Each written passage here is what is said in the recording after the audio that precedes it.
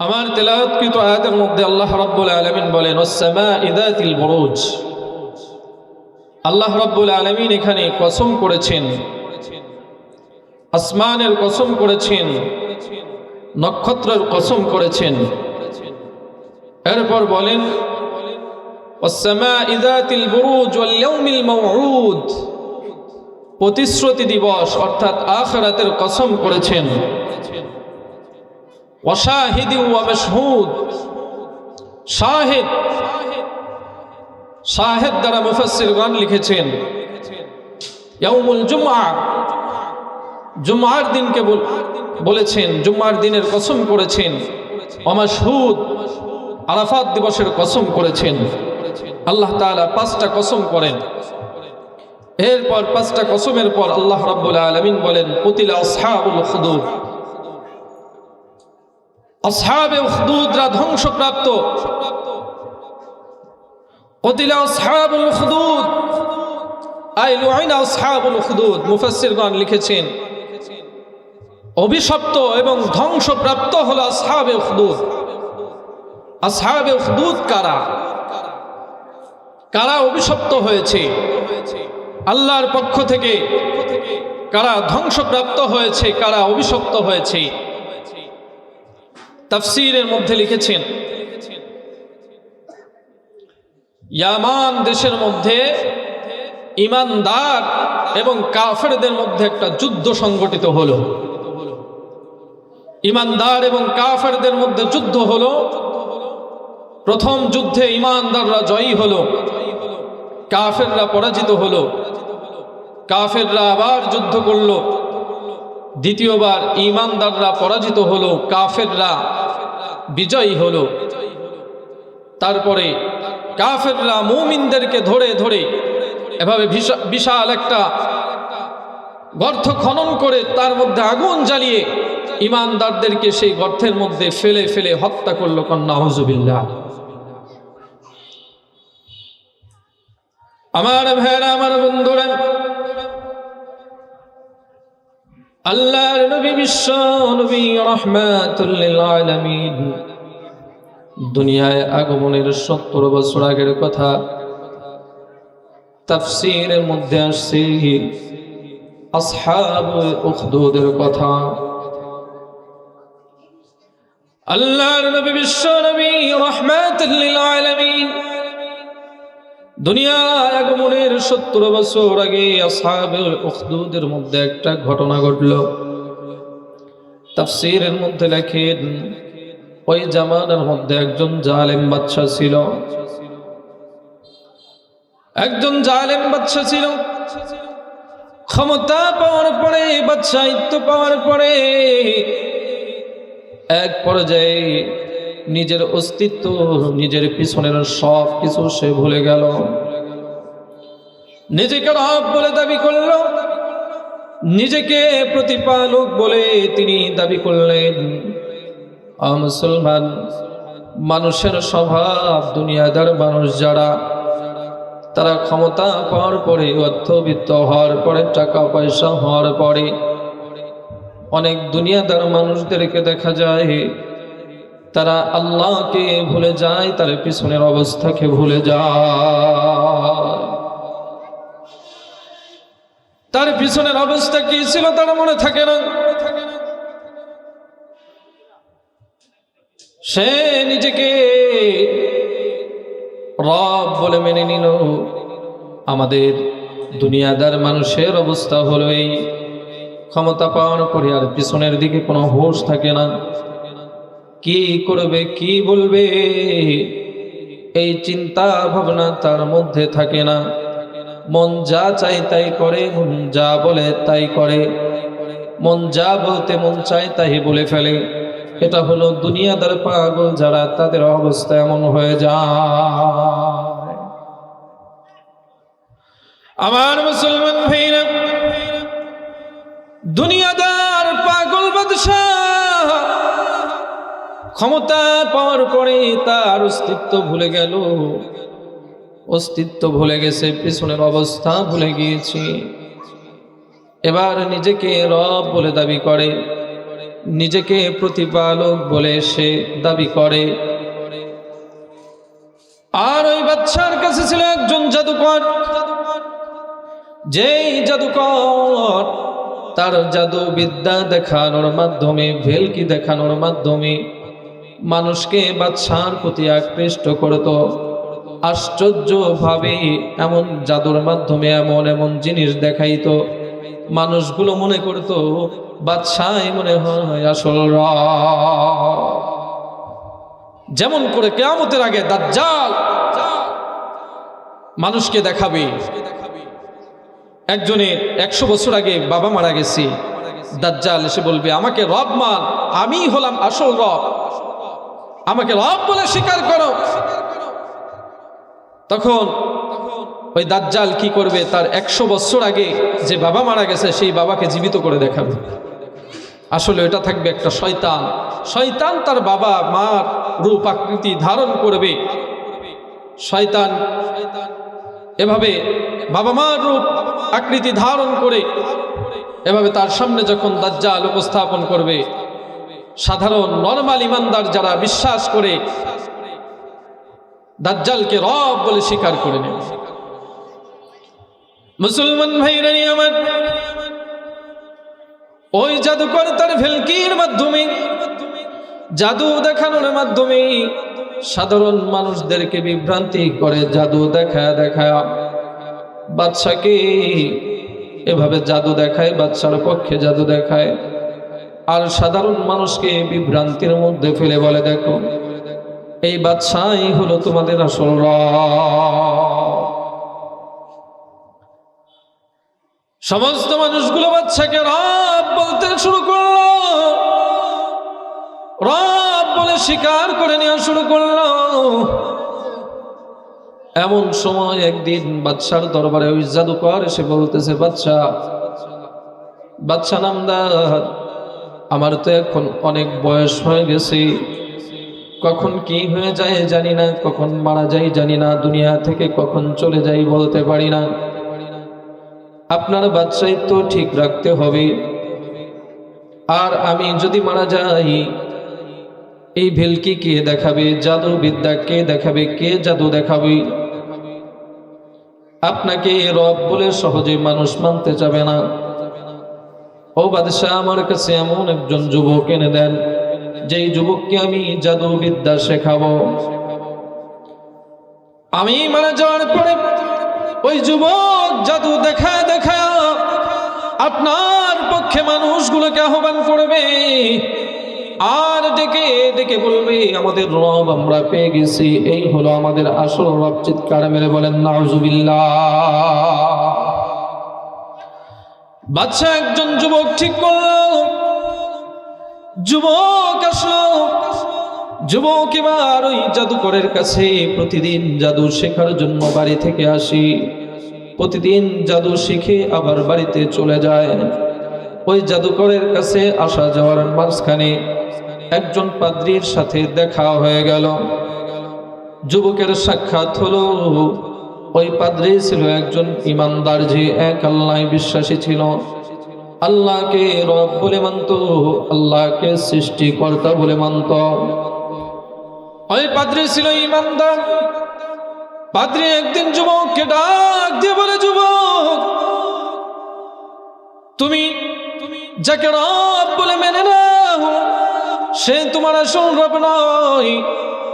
আল্লাহ হলো তোমার, আমার আসল রব হলো আল্লাহ। তোমাকে আমাকে সৃষ্টি করেছেন আমার আল্লাহ, তোমাকে আমাকে রিজিক দেন আমার আল্লাহ, তোমাকে পালন করেন আমার আল্লাহ। রিজিক দাতা আল্লাহ, বিধান দাতা আল্লাহ, সব কিছুর মালিক একমাত্র আল্লাহ। যুবককে আল্লাহর দিকে আহ্বান করার পরে পাদ্রী আবার ডাক দিয়ে বলে, যুবক, আমি যে তোমাকে আহ্বান করেছি, আল্লাহর দিকে আহ্বান করেছি, আমার কথা তুমি কারো কাছে বলতে পারবে না, তুমি আমার কথা কারো কাছে বলবা না, আমার কথাটা তুমি গোপন রাখবা, আর প্রতিদিন আসা যাওয়ার মধ্যে মাঝখানে তুমি আমার সাথে দেখা করে যাইবা। যুবক এবার জাদুকরের কাছে যাওয়ার পথের মাঝখান থেকে প্রতিদিন ওই পাদ্রীর সাথে সাক্ষাৎ করে তারপরে যাই। একদিন ওই পাদ্রীর সাথে দেখা করতে গিয়ে দেরি হয়ে গেলে যখন ওই জাদুকরের কাছে গেল, জাদুকর এবারে যুবককে আঘাত করলো, শাস্তি দিল। যুবক এবারে চিন্তা করল, যুবক এবারে চিন্তা করে জাদুকরের কাছে যাওয়ার আগে যদি আমি পাদ্রীর কাছে যাই তাহলে জাদুকরের কাছে যাইতে দেরি হয়ে গেলে জাদুকর আমাকে শাস্তি দেয়। যাওয়ার পথে তার সাথে দেখা করা যাবে না, আসার পথে তার সাথে দেখা করতে হবে।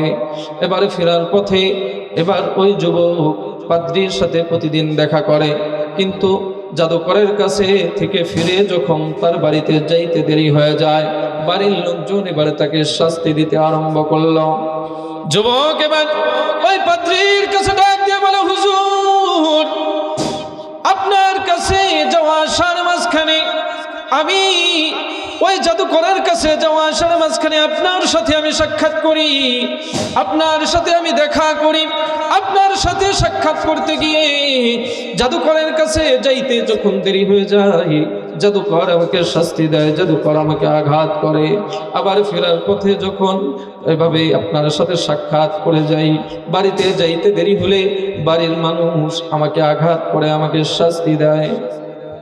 জাদুকর এবারে ডাক দিয়ে বলে, যুবক, আমার কাছে আসা যাওয়ার জন্য তোমার বাড়ির মানুষ যদি শাস্তি দেয়, জাদুকর যদি শাস্তি দেয়, তবে শোনো, জাদুকরের কাছে যাইতে যদি তোমার দেরি হয়ে যায় তুমি জাদুকরকে বলবা বাড়ি থেকে আসতে দেরি হয়েছে।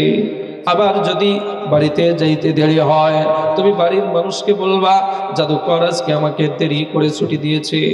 এমন করে চলতে থাকলো। এভাবে যুবক প্রতিদিন জাদুকরের কাছে যায়, আসা যাওয়ার পথে ওই পাদ্রীর সাথে দেখা করে আসে। এমন করে চলতে থাকলো। আর ওই জাদুকরের কাছে যাওয়া আসার পথে পাদ্রীর সাথে দেখা করে পাদ্রী ওই যুবককে প্রতিদিন আল্লাহ তাআলার বাণী শোনায়, ইসলামের দাওয়াত দেয়, আল্লাহর দিকে আহ্বান করে। যুবক একদিন আসার পথে হঠাৎ করে দেখল পথের মাঝখানে বিশাল এক সিংহ দেখা যায়। আওয়াজটা কিসের? আমার ভাইরা, ওই যুবক পাদ্রীর কাছে রওনা করেছে, জাদুকরের কাছে রওনা করেছে। পথের মধ্যে দেখে বিশাল একটা সিংহ বসে আছে। এই সিংহর ভয়ে সাধারণ মানুষগুলো যাতায়াত করতে পারছে না, তাদের প্রয়োজন মতো তারা কাজ করতে পারছে না, যাতায়াতে বিঘ্ন ঘটছে, সকলের অসুবিধা হচ্ছে। এবার যুবক মাটির একটা ঢেলা হাতের মধ্যে নিয়ে বলতেছে, এই ঢেলা, আমি তোমাকে ওই জাদুকরের ধর্ম অনুযায়ী, যদি ওই জাদুকরের ধর্ম সত্য হয়ে থাকে, আমি এই সিংহের উপরে ছোট্ট ঢিলা দিয়ে আঘাত করলাম। যদি জাদুকরের ধর্ম যদি সত্য হয় তাহলে এই সামান্য আঘাতে যেন সিংহটা মারা যায়। এই বলে ছোট্ট মাটির টুকরাটা সিংহের দিকে যখন ফিকে দিয়েছে, সিংহের শরীরে রাগার সাথে সাথে সিংহ উত্তেজিত হয়ে গেছে। বাঘ, সিংহ, এদেরকে যদি খোঁচা দেওয়া হয় এরা তো এমনিতেই রাগী প্রাণী, আরো রাগান্বিত হয়ে যায়, ঠিক কি না?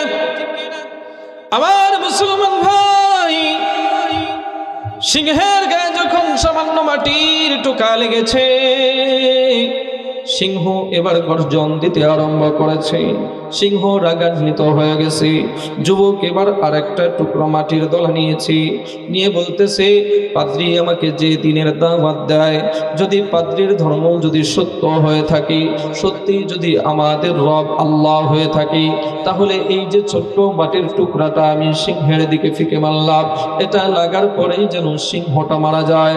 আমার ভাইরা, যুবক ছোট্ট মাটির টুকরাটা যখন সিংহের দিকে ফিকে মেরেছে, আল্লাহর নাম নিয়ে ফিকে মারার সাথে সাথে ওই সিংহটা জায়গায় মারা গেছে। কোন আল্লাহু আকবার।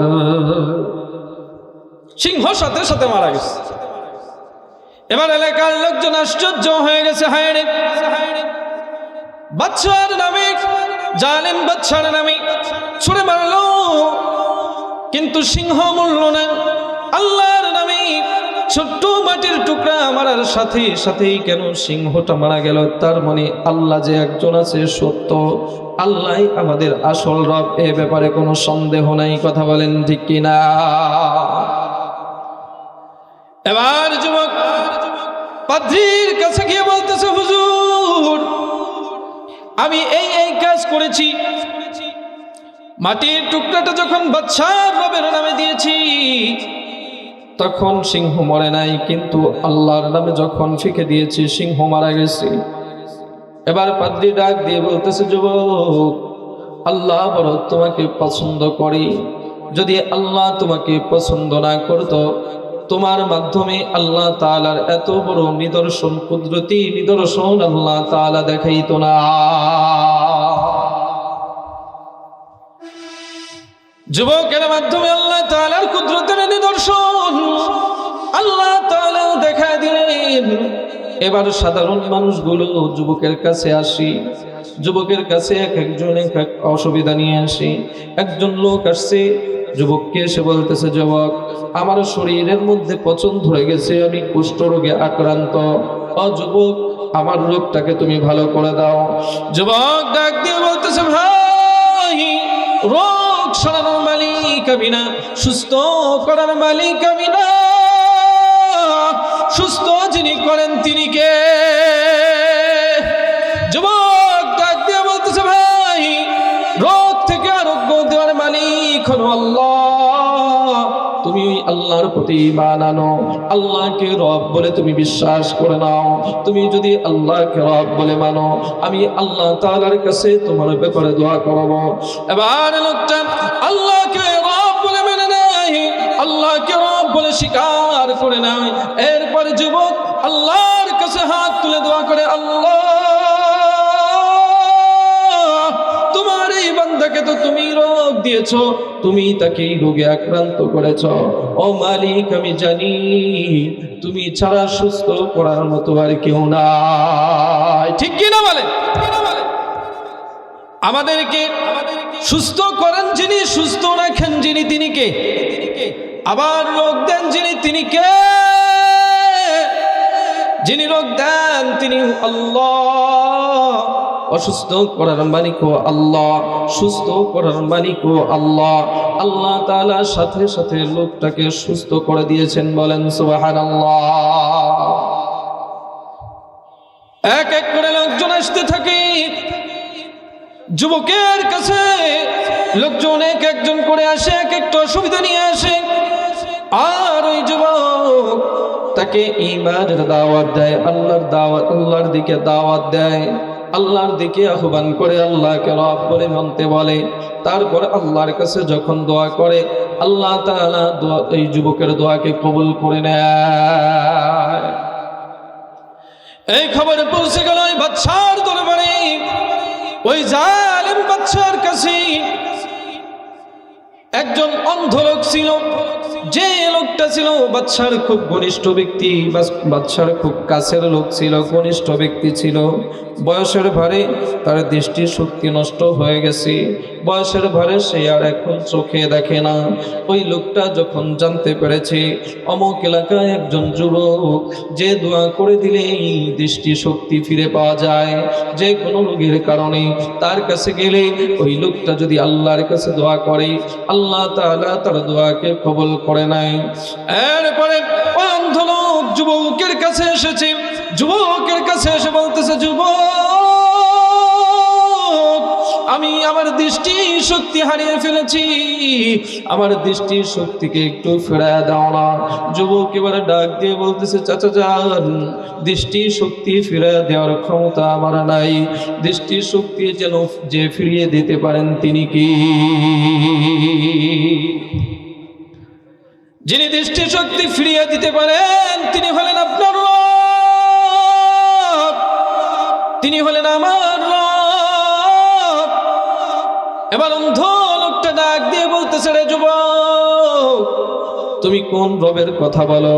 আমাদের রব তো ওই বাদশাহ, তুমি কি ওই বাদশার কথা বলো নাকি?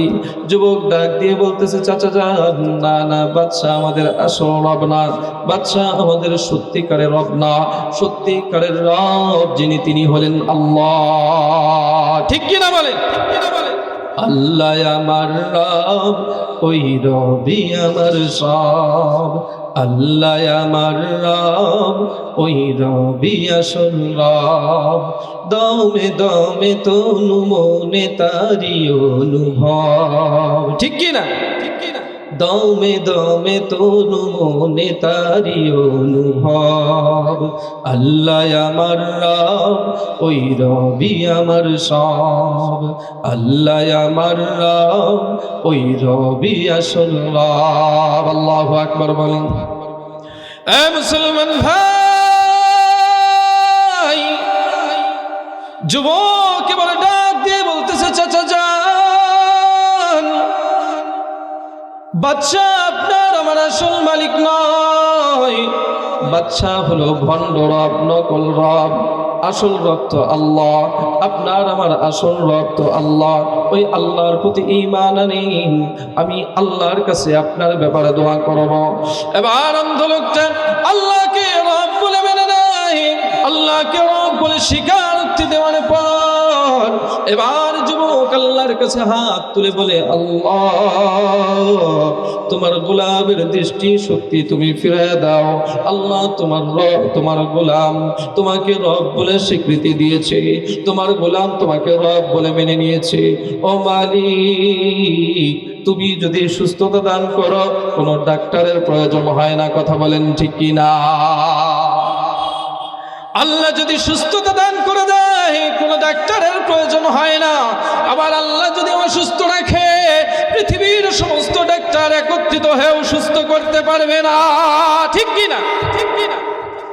আমার মুসলমান ভাই, যুবক এবার দোয়া করে, আল্লাহ আপনি তাকে সুস্থতা দান করে দেন।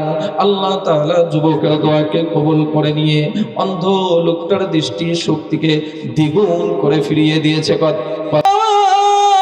দুদিন আগে পরে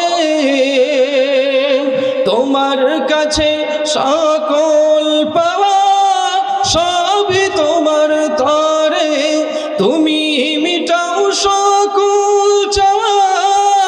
দুদিন আগে পরে তোমার কাছে সকল পাওয়া সবই তোমার তরে, তোমার পথে চললে সবাই আসবে যে সুদিন, তোমার দয়ায় পূর্ণ আমার সারা নিশিদিন। ঠিক কিনা বলেন? আমরা বেঁচে আছি কার দয়ায়? আরেকটু জোরে বলেন, কার দয়ায়? আমরা বেঁচে আছি আল্লাহর দয়ায়। এবার আল্লাহ রাব্বুল আলামিন ওই অন্ধ লোকটার দৃষ্টি শক্তিকে দ্বিগুণ করে ফিরিয়ে দিয়েছে। কান সুবহানাল্লাহ।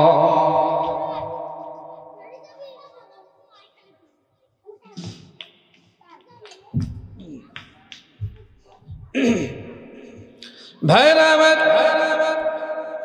এবার ওই অন্ধ লোকটা যখন বাদশার দরবারে গিয়েছে, বাদশা এবার ডাক দিয়ে বলতেছে, এই দৃষ্টি শক্তি তুমি কই পাইছো? এই নতুন চোখ তুমি কই পাইছো? কে তোমাকে নতুন চক্ষু দিয়েছে? কে তোমাকে দৃষ্টি শক্তি দিয়েছে?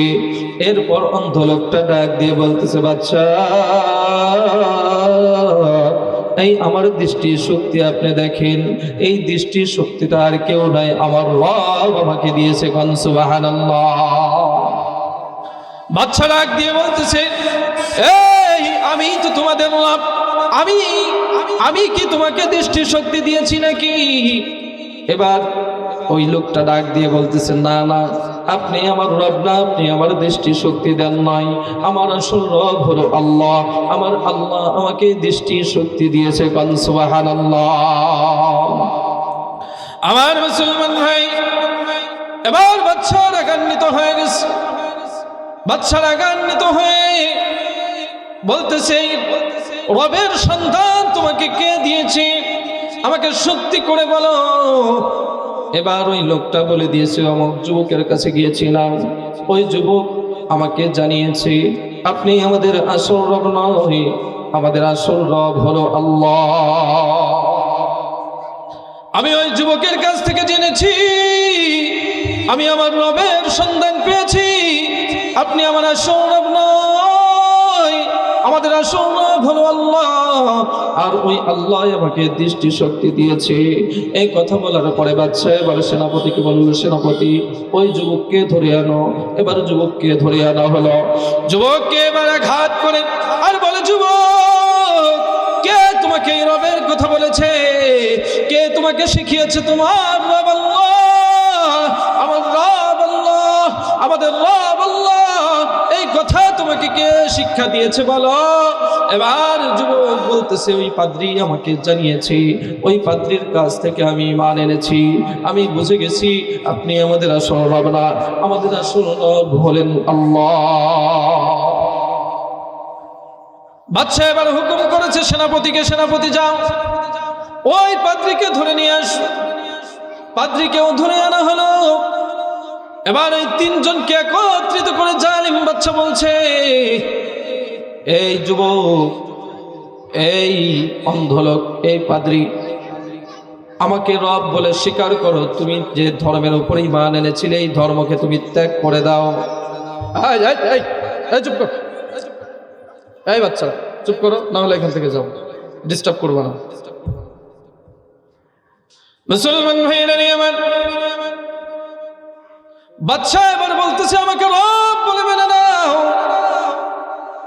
আমাকে রব বলে মানো, আর তুমি যে ধর্মের উপরে তোমরা যে ঈমান এনেছো এই ধর্মকে তোমরা ত্যাগ করে ফেলো।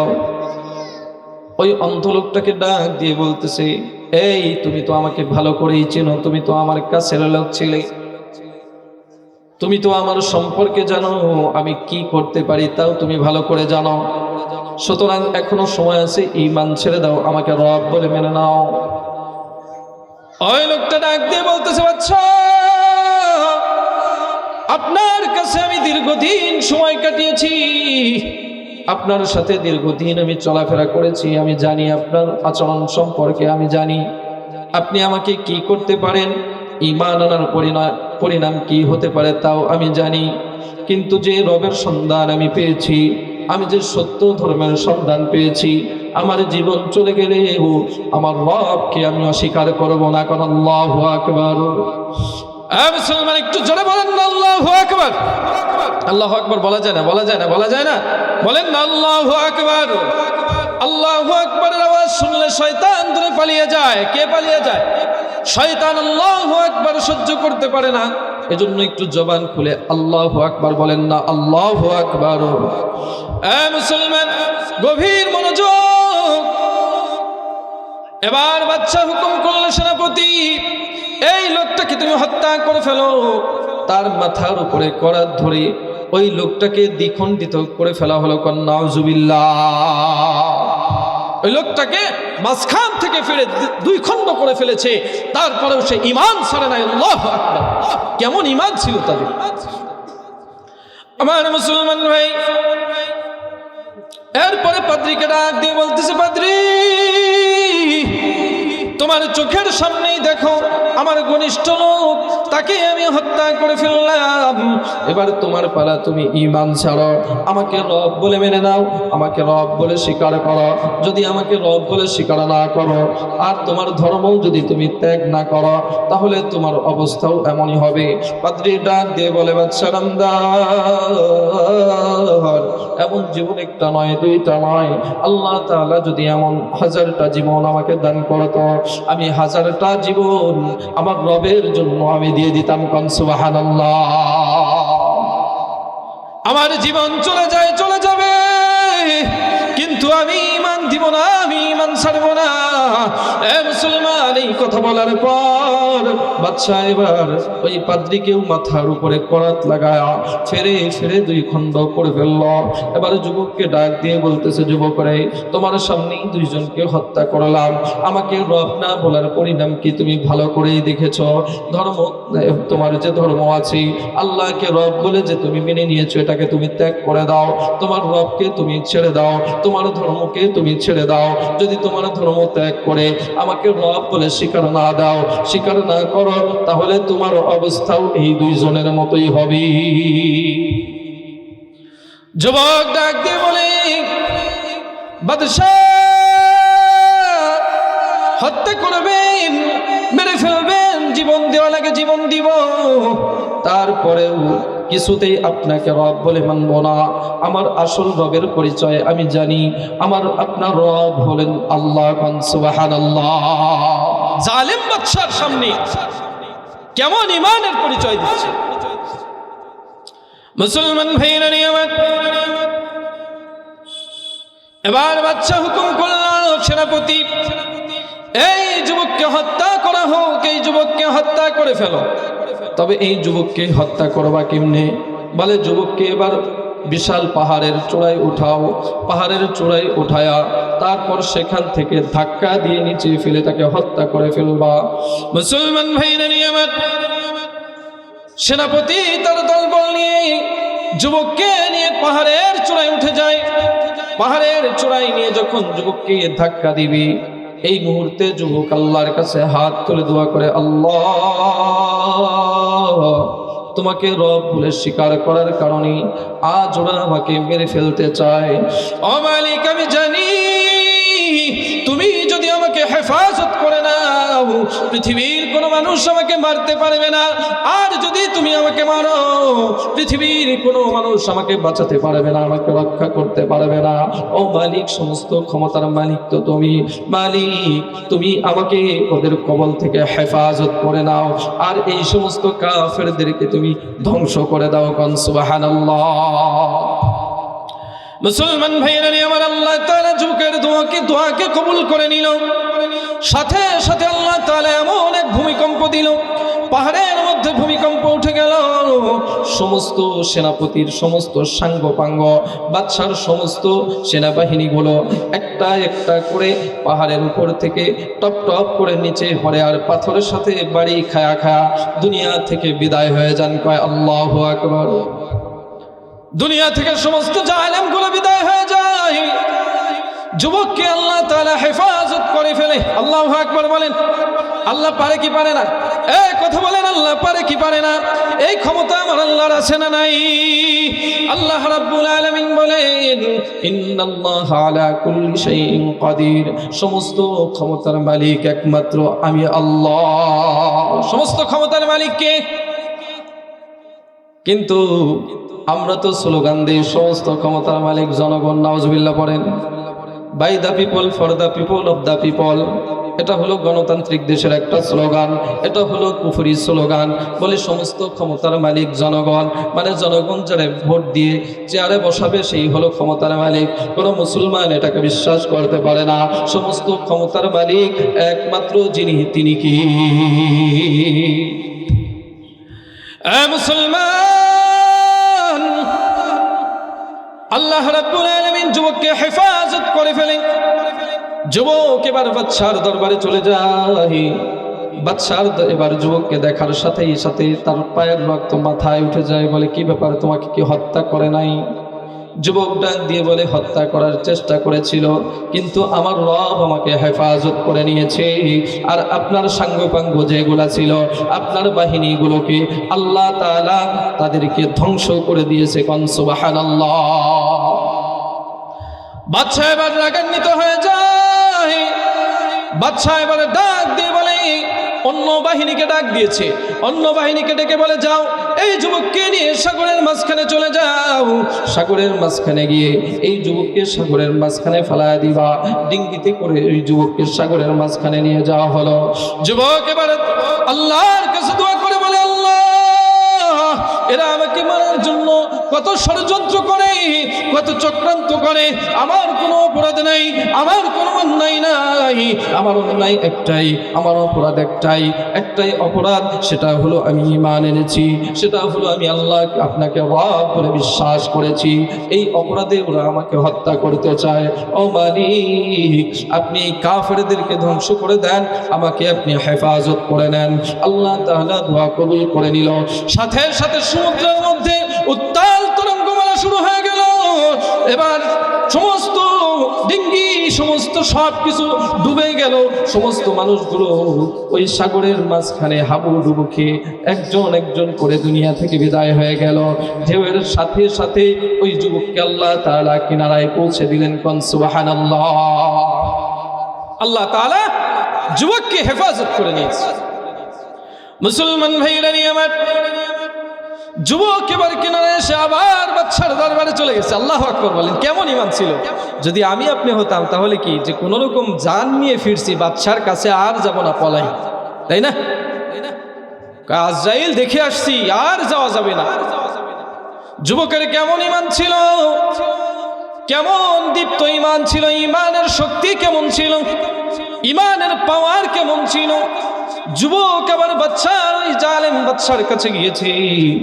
জালেম বাদশার এবার তো আরো রাগান্বিত হয়ে গেছে। কই, কি ব্যাপার, তোমাকে কি মারতে পারে নাই? বলে, না না, আমার রব আমাকে হেফাজত করেছে। কোন সুবহানাল্লাহ।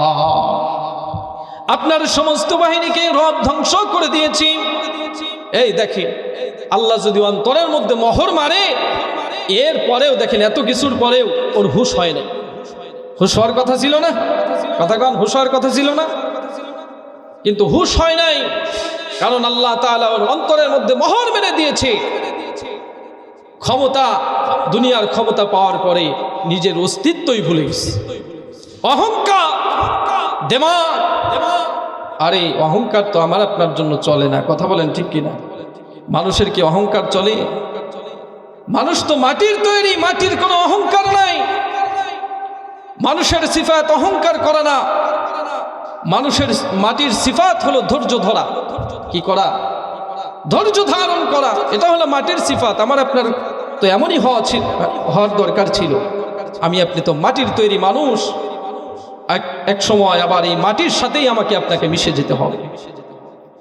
আমাকে আপনাকে কবরে রাখার পর একদিন আমার হাত মাটি খেয়ে ফেলবে, আমার রূপ লাবণ্য মাটি খেয়ে ফেলবে, আমার দেহ মাটি খেয়ে ফেলবে, মাটির সাথে মিশে যাব। আমার তো অহংকার চলে না। মাটির সিফাত হলো কি? ধৈর্য ধরা। মাটি যদি অহংকার করে বলতো, আমার উপরে এত টন টন ওজন, হাজার হাজার মন ওজন আমার উপরে চাপিয়ে দেওয়া হয়, এই যে বড় বড় বিল্ডিং নির্মাণ করা হয় মাটির উপরে, কথা বলেন ঠিক কিনা? পদ্মা সেতু নির্মাণ করা হয়েছে মাটির উপরে, কথা বলেন ঠিক কিনা? মাটি যদি অহংকার করে বলতো এত বড় ওজন আমি বহন করতে পারবো না, এই বলে মাটি যদি 1 ইঞ্চি নিচে ডাবে যাইত, তাহলে সমস্ত পৃথিবীটা ধ্বংসের স্তূপে পরিণত হয়ে যেত, কথা বলেন ঠিক কিনা? মাটি অহংকার করে না, মাটি সবর করে। কি করে? সবর করে।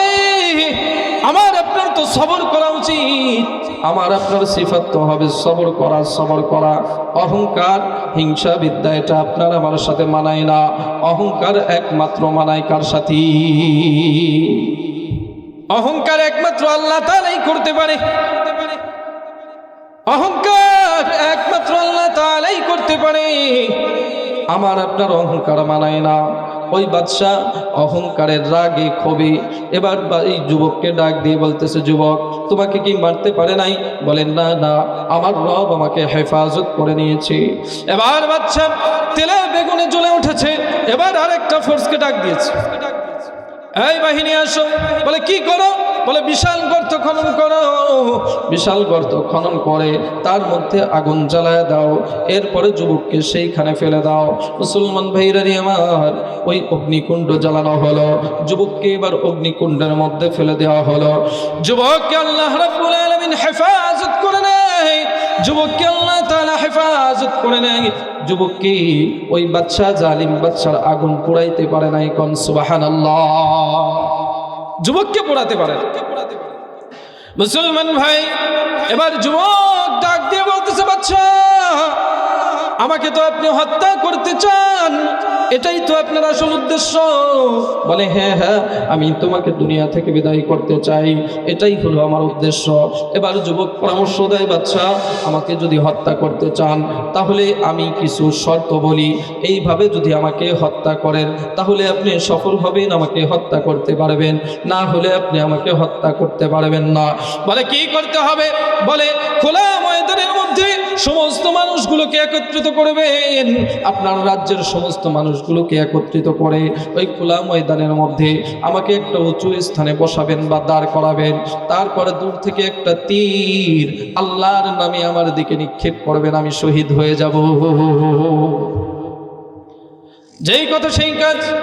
বাদশা এবার রাজ্যের সমস্ত মানুষগুলোকে একত্রিত করলাম, খোলা ময়দানে সমস্ত মানুষগুলোকে ডাকলো, ডেকে এবার ওই যুবককে উঁচু একটা স্থানে দাঁড় করলো।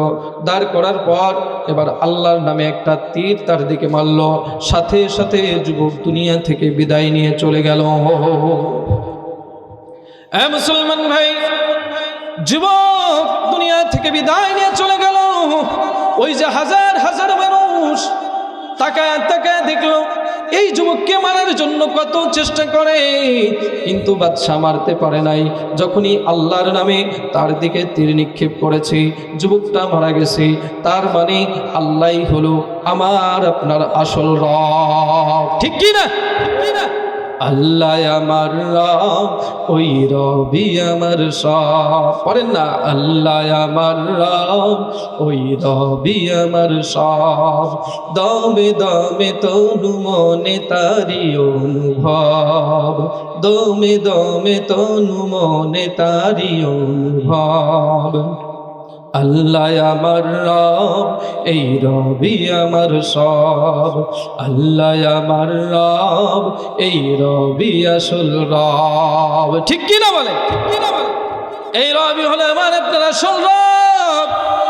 এই দুনিয়ার মুসলমান, তাদের ঈমান কেমন ছিল, তাদের ঈমানের শক্তি কেমন ছিল, এজন্যই আল্লাহ তাআলা তাদেরকে সাহায্য করেছেন। আমি আপনি যদি এমন শক্ত মজবুত ঈমান তৈরি করতে পারি, আল্লাহ রাব্বুল আলামিন এখনো আসমান থেকে আমাদেরকে সাহায্য করবেন কি করবেন না? এখনো যদি আমাদের ঈমান মজবুত হয়ে যায়, এখনো আল্লাহ তাআলা আমাদেরকে সাহায্য করবে। কিন্তু আমার আপনার ঈমান তো মজবুত না, আমার আপনার ঈমান তো মজবুত না। আল্লাহর প্রতি আমাদের পরিপূর্ণ আস্থা নাই, আল্লাহর প্রতি আমাদের পরিপূর্ণ তাওয়াক্কুল নাই, রাসূলের আদর্শ আমার আপনার মধ্যে নাই, যার কারণে আল্লাহর সাহায্য আসে না।